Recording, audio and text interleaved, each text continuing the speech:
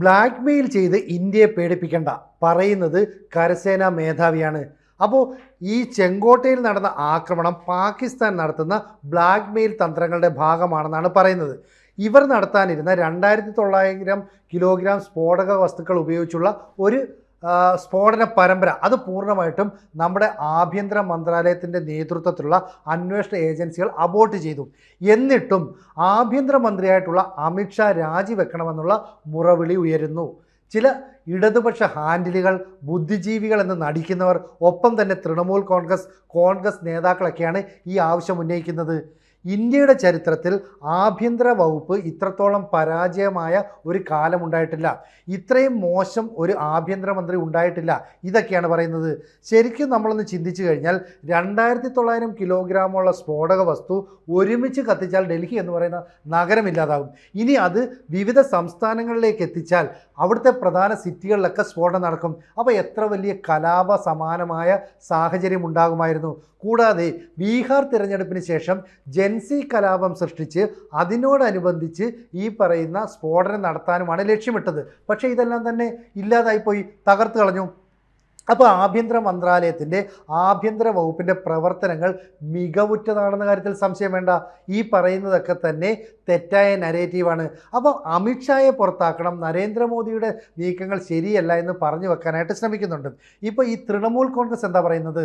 തൃണമൂൽ കോൺഗ്രസ് പറയുന്നത് അമിത്ഷാ രാജിവെക്കണം. ഈ അമിത്ഷായ്ക്ക് നരേന്ദ്രമോദിയുടെ പല രഹസ്യങ്ങളും അറിയാം എന്നുള്ളത് കൊണ്ട് തന്നെ സ്വാഭാവികമായിട്ടും ഇയാൾ പുറത്തു പോകാതിരിക്കാൻ വേണ്ടിയിട്ട് മോദി എല്ലാ സഹായവും ചെയ്യുമെന്ന് പറയുന്നു. അപ്പോൾ ആഭ്യന്തരമന്ത്രിയെ സഹായിക്കുന്ന മോദി, ഈ മോദി ഇതേ സമയത്ത് ഭൂട്ടാൻ സന്ദർശിക്കാനായിട്ട് പോകുന്നു. അപ്പം രാഷ്ട്രീയ ഇച്ഛാശക്തിയുടെ ഭാഗമായിട്ട് ഇത്തരത്തിലുള്ള പരസ്പരം കൂട്ടുകെട്ടുണ്ടെന്നാണ് പറയുന്നത്. ഇനി കർണാടകയിലെ 2 മന്ത്രിമാരുണ്ട്. അവരെന്താ പറയുന്നത്?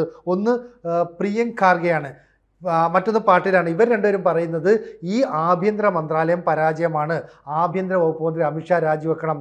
കോൺഗ്രസിൻ്റെ മുതിർന്ന നേതാവ് KC വേണുഗോപാൽ MPയും ഇതേ ആവശ്യം ഉന്നയിക്കുന്നു.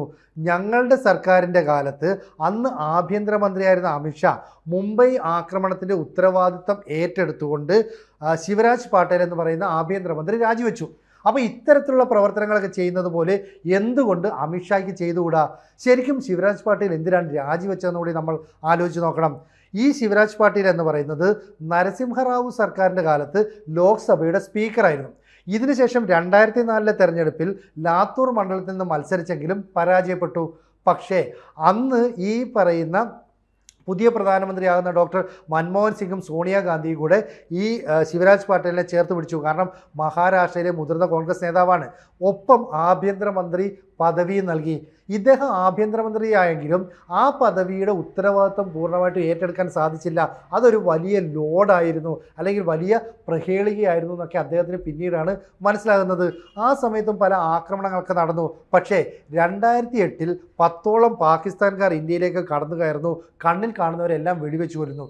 താജ് ഹോട്ടലിൽ വലിയ വെടിവെയ്പ്പ് നടത്തുന്നു. മുംബൈ റെയിൽവേ സ്റ്റേഷനിൽ വലിയ വെടിവെയ്പ്പ് നടത്തുന്നു. 9 പേരെയും നമ്മൾ കൊലപ്പെടുത്തി. ഒരാളെ ജീവനോടെ കിട്ടി.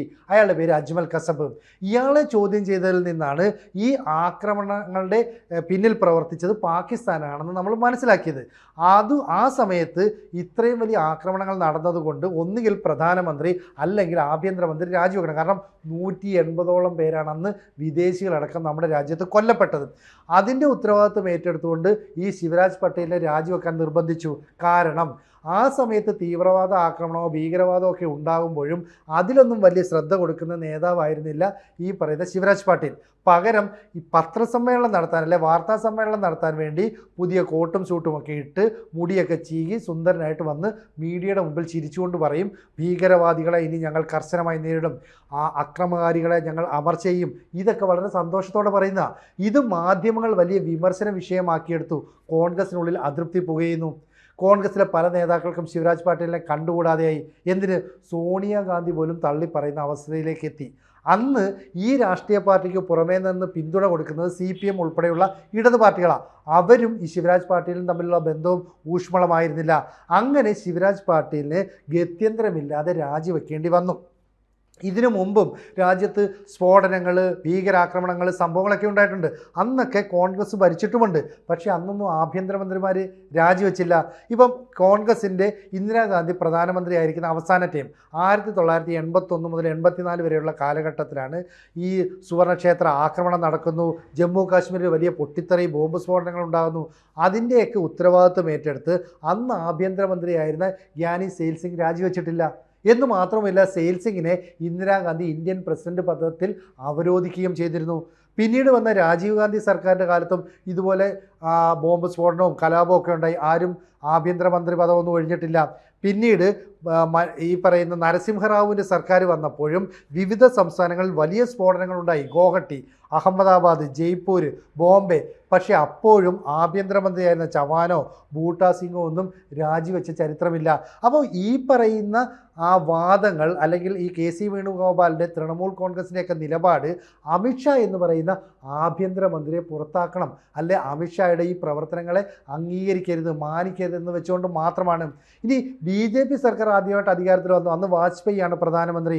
ആഭ്യന്തരമന്ത്രി ഉരുക്കു മനുഷ്യൻ എന്നൊക്കെ വിശേഷിപ്പിക്കാവുന്ന LK അദ്വാനി.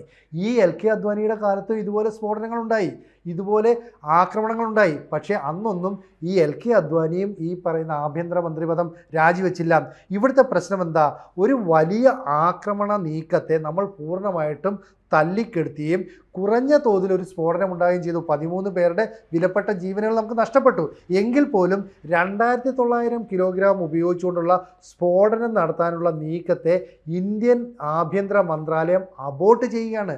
നമ്മുടെ NIA, RO, അതുപോലെ തന്നെ ഇൻ്റലിജൻസ് വിങ് എല്ലാം തന്നെ വിവിധ സംസ്ഥാനങ്ങളിൽ നടത്തിയ റെയ്ഡിലൂടെ ഡോക്ടർമാരടങ്ങുന്ന ഒരു വലിയ തീവ്രവാദ നെറ്റ്വർക്കിനെ പിടികൂടി. മാത്രമല്ല, പാകിസ്ഥാനും ബംഗ്ലാദേശും തുർക്കിയും ഒക്കെ ചേർന്ന ഒരു കൂട്ടുകെട്ടാണ് ഇന്ത്യക്കെതിരായിട്ട് പദ്ധതികൾ ആസൂത്രണം ചെയ്തതെന്ന് പറയുന്നു. ഇവിടെ ആഭ്യന്തര മന്ത്രാലയം പരാജയമാണ്, മോദിയുടെ സർക്കാരുള്ള ആഭ്യന്തരമന്ത്രി അമിത്ഷാ ലോക പരാജയമാണെന്നുള്ള രീതിയിൽ വലിയ നരേറ്റീവ് സൃഷ്ടിക്കാൻ കുറച്ച് ഇടതു ബുദ്ധിജീവികൾ ശ്രമം നടത്തുന്നു. ഒപ്പം ഈ പറയുന്ന തൃണമൂൽ കോൺഗ്രസിൻ്റെ ശ്രമങ്ങൾ ആരംഭിച്ചു. കോൺഗ്രസ് നേതാക്കളും ഇതുപോലെ നിലപാട് സ്വീകരിക്കുന്നു. പക്ഷേ അമിത്ഷായുടെ നേതൃത്വത്തിലുള്ള ആഭ്യന്തര മന്ത്രാലയം ഉറച്ച നിലപാടുമായിട്ട് മുന്നോട്ട് പോകും. നമ്മുടെ കരസേനാ മേധാവിയും പറയുന്നു, ഇത്തരത്തിലുള്ള ബ്ലാക്ക് മെയിൽ തന്ത്രങ്ങളൊന്നും ഇന്ത്യയോട് വേണ്ട. യഥാർത്ഥ സമയത്ത് ശക്തമായ തിരിച്ചടി നമ്മൾ നൽകും. അത് 3-4 ദിവസം കൊണ്ട് തീരുന്നതായിരിക്കത്തില്ല, 4-5 വർഷം നീണ്ടു നിൽക്കുന്നതായിരിക്കും. അപ്പോൾ അമിത്ഷായുടെ നേതൃത്വത്തിൽ നടത്തുന്ന പ്രവർത്തനങ്ങളെ പ്രശംസിക്കുക മാത്രമാണ് മോദി സർക്കാരിലെ മറ്റു മന്ത്രിമാരും ചെയ്തിരിക്കുന്നത്. ഇവിടെ കുറച്ച് കോൺഗ്രസ്സുകാർ, കുറച്ച് കപട ബുദ്ധിജീവികൾ, തൃണമൂലുകാരൊക്കെ തന്നെ ബഹളം വെക്കാമെന്നല്ലാതെ ഇത്തരത്തിലുള്ള ഒരു രാജിനീക്കവും ഇന്ത്യൻ ഭരണകൂടത്തിൻ്റെ ഭാഗത്തുനിന്ന് ഉണ്ടാകില്ല എന്നുള്ളത് വ്യക്തമാണ്.